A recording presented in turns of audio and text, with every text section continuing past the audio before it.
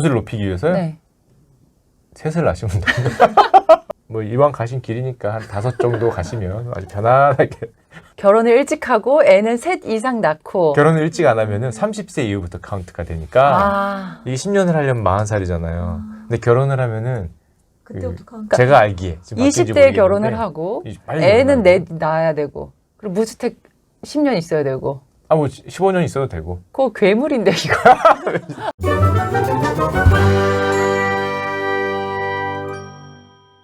청약 경쟁률 네네. 얘기 좀 해주세요. 청약 경쟁률 요즘에 엄청나죠? 네. 전 이미 포기했습니다. 그 점수를 보고 60점을 도대체 어떻게 넘기냐. 물론 뭐 네. 한번 좀 우리- 세볼까요? 60점. 저희는 네 지금 60점이 있어야 되죠. 유한 아나운서님 해내실 수 있을 것 같아요.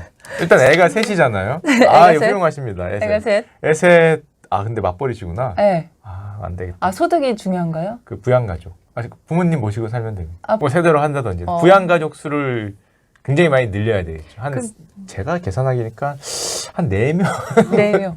4명은, 4-5명은 돼야. 그러니까 세대주인 남편 빼고 우리 남편 세대주님 빼고 네. 그 나머지가 4명 있어야 되는 거예요? 돈을 버시잖아요. 네, 그럼 저도 빼야 돼요? 빼야 될 겁니다, 아마. 근데 그렇게 가능한 사람들이 이제 아크로 이번에 뭐였죠? 아크로 그거 네. 몇만 분의 1 나왔죠? 22만 네, 분의 네. 3인가? 26만 분의 3 나왔죠? 26만 분의 3.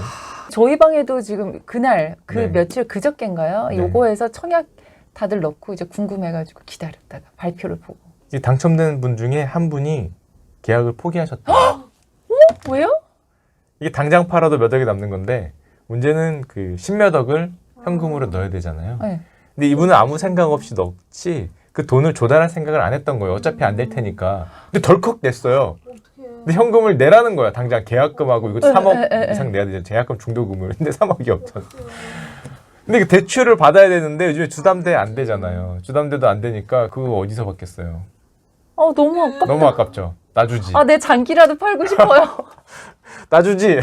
놔주지 진짜. 너무 아깝다. 26만 분의 1인데. 26만 분의 3. 26만 분의 3. 3인데 안 됐어요. 저 잠깐 정신을 못 차리겠어. 너무 아깝다. 아깝죠.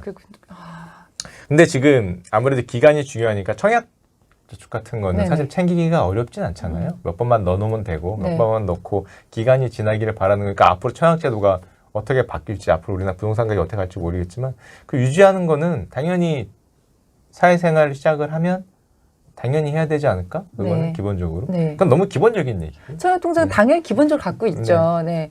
뭐 그건 당연히 있다고 생각하고 그 다음에 이제 해야 될 건. 점수를 높이기 위해서요? 네.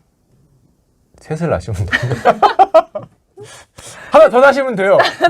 하나 더 낳으시면 넷으로 가자. 그래서 한때 그게 있었잖아요. 이게 뱃속에 태아도 네. 청약 점수에 포함을 해줘서 사람들이 그걸 다 했다가 가짜 임신 확인서를 냈다가 그거 몰랐네요.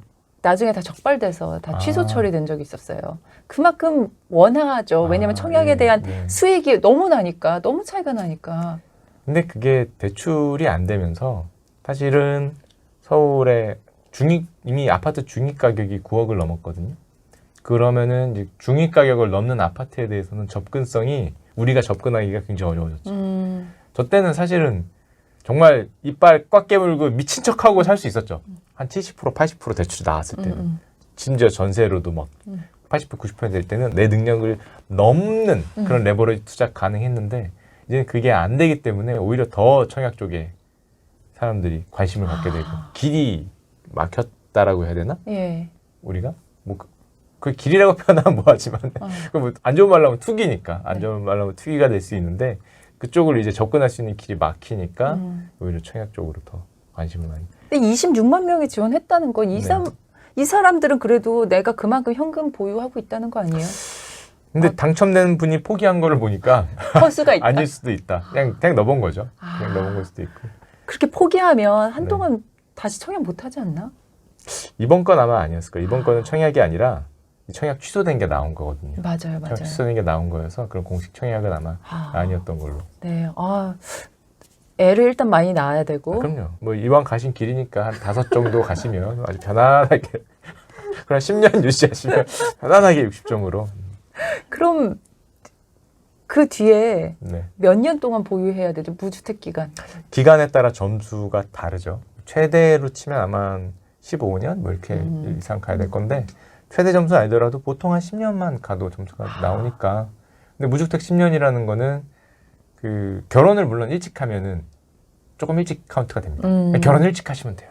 결혼 일찍 하면 돼요. 결혼을 일찍 하고 애는 셋 이상 낳고. 결혼을 일찍 안 하면은 30세 이후부터 카운트가 되니까 이게 10년을 하려면 40살이잖아요. 결혼을 하고 빨리 애는 결혼하고. 낳아야 되고 그리고 무주택 10년 있어야 되고. 뭐 15년 있어도 되고. 그거 괴물인데 이거. 아니. 근데 그런 분들이 있어요. 지난번에 제가 깜짝 놀란 게 이번에 어디지? 동작인가? 어디 청약을 하는데 만점자가 나왔어요. 소름. 만점자.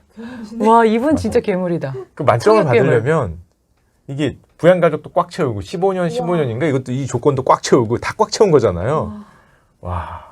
이분은 진짜 이거를 너무 치밀하게 계획한 게 제가 아는 세무사님은 법인 쪽 하시는 분인데 당첨이 됐어요. 청약이 됐는데 어떻게 됐냐. 세무 대표고 와이프는 치과 의사인데 어떻게 됐냐 그랬더니 치과 의사인데 일을 그만두게 시켰대요. 이게 더 너가 커서. 일을 하는 것보다 청약 당첨되면은 그 수익이 더 크니 너는 쉬어라 이렇게 해서 와이프 집에 있었다고 그러더라고요. 그 시기 동안 한동안. 선생님 쉴 수 있겠네요. 드디어 이 굴레에서 벗어나. 이 굴레에서 벗어나. 다시 이 가격으로 네. 투자를 할 수 있고 집을 살 수 있는 기회가 된다 그러면 몇 년 전으로 돌아가고 싶으세요? 저요? 좀 태어날 때 들어올게요. 40년 전이면 야 강남 아파트 거기가 논밭이었어요. 논밭을 사면 대박이겠지. 당연히 뒤로 가면 뒤로 갈수록. 근데 자산의 가격이라는 건 항상 지금이 비싸 보여. 주식의 가격도 마찬가지고 항상 지금이 비싸 보입니다. 우리 주식 1900일 때 못 사잖아요. 한참 빠졌다가 2000일 때도 너무 비싸 보여. 왜냐면 우리 삶은 별로 나아 보이지 않거든요. 근데 자산의 가격이라는 게 꼭 그거에 연관돼서 가는 게 아니니까 그게 문제인 거죠. 우리의 삶의 어떤 느낌과 똑같이 가면은 사실 좋겠는데 아니 경기가 이렇게 안 좋은데 주식이 왜 올라? 경기가 이렇게 안 좋은데 뭐 부동산이 왜 올라? 뭐 저거 너무 비싼 거 아니야? 근데 그러고 봐도 몇 년 지나면 더 비싸죠. 맞아요. 1900에 못 사는데 2000이 돼. 2000이 됐는데 못 사는데 뭐 2050이 되고 나중에 뭐 2100, 2200 갈 수 있겠지. 물론 다시 1800으로 올 수도 있겠지만 그게 변동성이니까 자산의 가격은 항상 비싸 보이고 항상 말이 안 되는 것 같아 왔는데 우리 자본주의 사회라는 게 그 좀 말이 안 되는 행동을 하잖아요. 돈을 찍어내는 게 양적 완화잖아요. 양적 완화라는 게 잘 생각해 보면은 일본에서 잃어버린 20년이 온 거를 서구에서 보고 자기네들도 그게 올 수 있다고 생각을 했죠. 리만 사태 이후에. 리만 사태라는 게 빵 터지면서 그게 그냥 단지 한 기업이 흔들린 게 아니라 세계의 모든 나라에 뭔가 전환점을 줬거든요. 이제 고성장의 시대가 끝났다. 저성장의 시대로 내려간다. 옛날에는 우리가 인플레이션, 물가 오른다고 걱정 많이 했는데 그때 이후로 물가 오른다는 말은 쏙 들어갔어요. 세상에 많은 걸 바꿨는데 그 바뀌면서 미국도 그렇고 유럽도 그렇고 보니까 이렇게 바뀌면 일본처럼 갈 수 있겠다는 걱정을 한 거죠. 일본은 1990년대부터 이미 그 버블 터지면서 플라자 합의로 버블 터지면서 잃어버린 20년을 맞았는데 자기네들도 올 수 있다는 걸 아니까 장기 저성장이잖아요. 장기 가격 하락이 되겠고 이거를 막기 위한 정말 많은 걸 했는데 금리도 다 내리고 온갖 걸 해고 난 다음에 추가적으로 할 게 없으니까 미친 듯이 푸는 거죠. 그 양적 완화라는 거 하는 거죠. 돈을 찍는 거잖아요. 말이 어려워서 뭐 양적 완화지 결론적으로는 머니 프린팅이잖아요. 머니 프린팅을 해서 유동성을 하겠다는 건데 뭐 그렇게 해서 그러면 성장률이 좋아졌냐? 뭐 저성장으로 갔죠. 뭐 그렇게 해서 뭐 물가가 뭐 그냥 물가도 가는 길 딱 가는데 딱 하나 돈을 찍으니까 자산의 가격이 올랐어. 미국 주식을 보면 2배가 갔죠. 우리나라 주식 안 올랐다고 얘기를 하지만 물론 횡보하는 기간이 길어서 그런데 10년에 걸쳐서 횡보를 이렇게 올라갔다가 내려갔다가 하죠. 길게 보면은 죽은 기업들이 더 많고 그래서 그렇지만 길게 보면은 부동산도 그렇고 자산의 가격이 올라갔어요. 다들 일본처럼 갈 줄 알았는데 정책적인 효과가 들어가면서 돈을 찍어대니까 글로 가려다가도 아니 세상에 화폐적인 현상이잖아요. 실제 그 본질 가치가 올라간다는 건 제외하고 이렇게 방향을 이렇게 가다 보니까 정책을 결정하는 우리 사회가 자산의 가격이 오르는 쪽으로 정책을 취하고 있는 현재 상황에서는 어쩔 수 없이 나도 그쪽에 포지션을 가지고 있어요. 아니면은 만약에 이런 기조가 계속 유지된다면 결국에는 10년 뒤에는 또 똑같이 후회를 하겠죠. 이게 똑같이 후회를 안 하려면은 일본처럼 역전이 되는 자산 가격이 장기 하락하는 시대가 와야 되는데 아직은 아니죠. 이거는 섣불리 우리가 예상을 하고 내가 하락하는 쪽에 베팅을 하니까 난 자산을 안 들고 가야지라는 생각을 쉽사리 할 수가 없어요. 그 예상이 틀리면은 저처럼 뭐 10년 뒤에 엄청난 후회를 하는 거예요. 근데 대부분 지금까지는 그런 적이 없었죠. 저는 계속 들으면서 그렇게 머니 프린팅을 하는데 왜 내 월급은 그대로지? 아, 그 머니 프린팅을 해서 우리 주는 건 아니거든요.